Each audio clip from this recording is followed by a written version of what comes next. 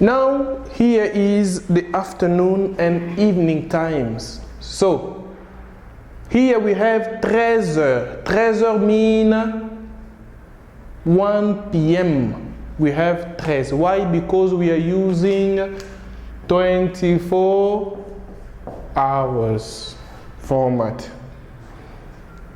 15 heures, 15, who means in English as 3 p.m.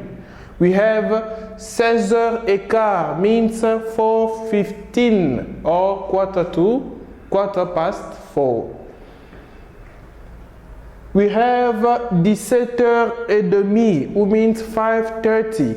We have 18 heures moins le quart, who means 5:45. We use moins le quart.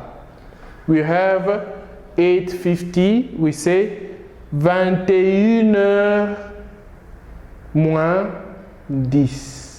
Now, heure is a feminine noun. That's why here we are putting I. 21 heures moins 10. Okay?